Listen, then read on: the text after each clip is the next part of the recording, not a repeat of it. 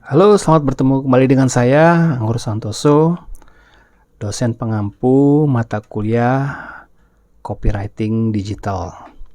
Ya, pada minggu ini kita coba membahas bagaimana copywriting sebagai strategi ya.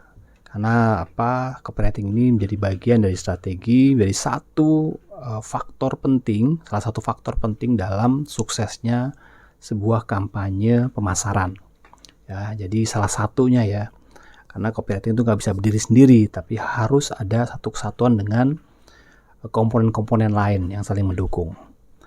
Nah, tapi kita harus memahami dulu, kemarin kita udah membahas bagaimana copywriting itu anatomi copywriting, kemudian bagaimana menggunakan formula dari copywriting, dan hari ini kita coba membahas bagaimana copywriting itu. Sebelum kita mengelola sebuah copywriting, tentunya kita harus mengetahui dulu tentang bagaimana proses dalam membangun sebuah ide-ide kreatif dalam menulis sebuah copy, menulis sebuah naskah iklan. Ya, tentunya kita di sini dengan membuat sebuah strategi ya. Jadi kita membuat sebuah strategi, kita kenal dengan STP, Segmented Targeting dan Positioning. Ya, STP ini bermanfaat untuk apa? Bermanfaat untuk melihat perilaku atau bagaimana karakter dari konsumen yang akan kita tuju gitu kan, yang akan kita coba untuk memberikan informasi kepada mereka.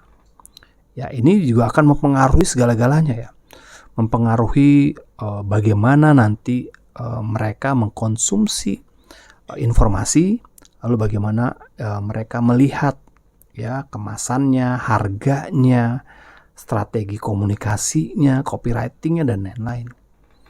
Ya, tentunya nggak bisa sembarangan ya kita memilih melakukan sebuah penulisan ya kalau kita nggak tahu STP-nya tuh apa gitu kan. Segmentnya siapa, segmentednya, targetnya siapa gitu kan, mau lakukan seperti apa gitu kan, positioning kita tuh sebagai apa sih gitu kan. Nah, ini perlu juga kita menganalisis sejauh sebelum kita melakukan strategi. Ya, ini kita tahu bahwa segmentasi, targeting, dan positioning adalah salah satu pendekatan atau model yang digunakan untuk mengembangkan pesan atau strategi pemasaran agar sesuai pesannya. Ya, misalnya produk untuk anak-anak itu kan targetnya siapa? Ibunya atau anaknya gitu kan. Nah, ini perlu kita tahu dulu gitu kan. Nah, setelah kita tahu ibunya umur yang berapa sih? Ibu yang punya anak balita atau ibu yang punya anak dewasa dan lain-lain. Nah, ini perlu yang namanya kita tahu dulu. Lalu kita mau tahu juga segmentasinya ini apa nih? Menengah ke bawah, menengah ke atas, kelas A, kelas B, atau kelas apa gitu kan. Lalu positioningnya apa? Kita mau menjual produk ini untuk siapa nih? Untuk orang-orang tertentu. Misalnya orang yang memang memiliki kebutuhan kemudahan dalam menyampaikan informasi misalnya, atau orang-orang yang memang punya gaya hidupnya olahraga, atau gaya hidupnya sehat, atau gaya hidupnya yang sebaliknya, gaya hidup tidak sehat, atau orang-orang yang gaya hidupnya nih sibuk, nggak sehat gitu kan. Sehingga kita perlu nih orang-orang yang seperti itu sebagai target kita. Misalnya Teh Kauripan gitu kan, dia menyasar kepada orang-orang yang memang peduli terhadap kesehatan dan juga orang yang tidak peduli terhadap kesehatan, tidak peduli terhadap kesehatannya gitu loh. Nah, orang yang tidak peduli ini kita edukasi. Nah, orang yang sudah peduli ini kita motivasi gitu kan. Nah, ini macam-macam ya pendekatannya. Jadi kita harus tahu dulu targetnya siapa gitu kan, sehingga kita bisa tahu tuh strategi mana yang kita akan berikan gitu.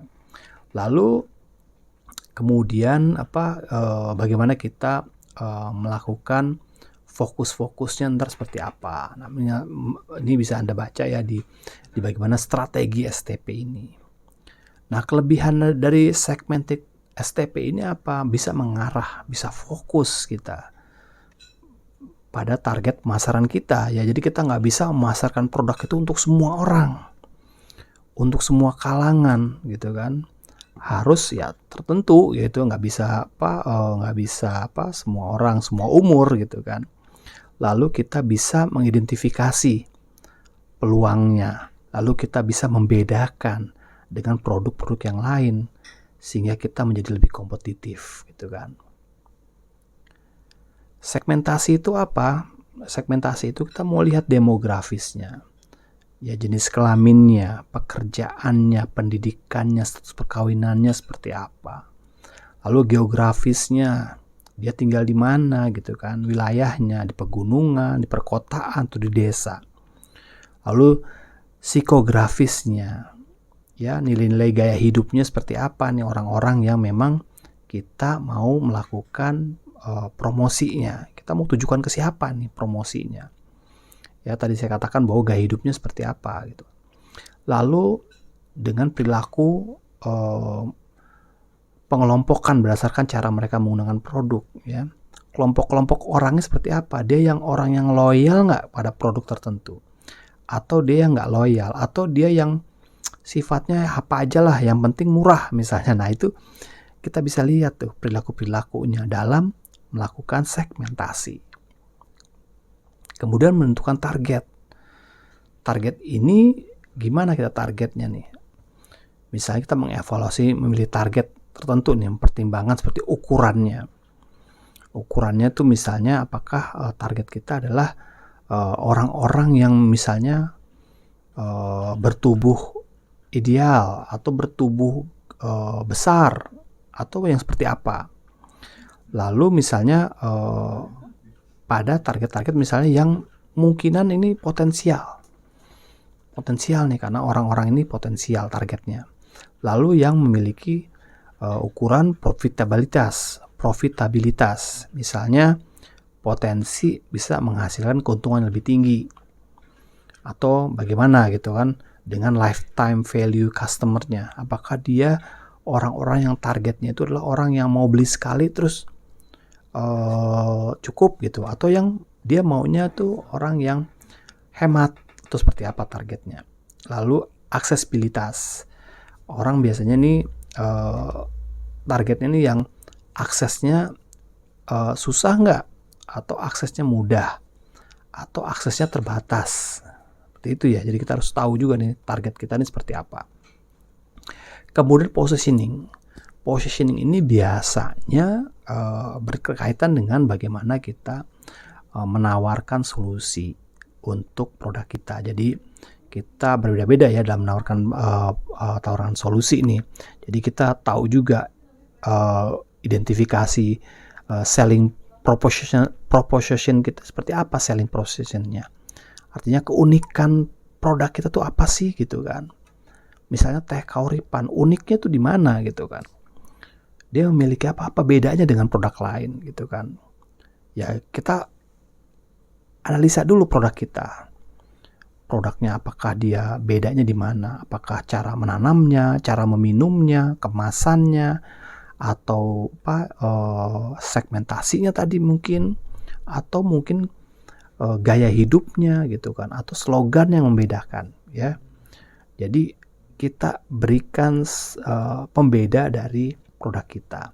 Lalu kembangkan pemasarannya spesifik sesuai dengan segmen pasar kita. Pastikan juga memberikan penawaran menarik yang sulit mereka tolak.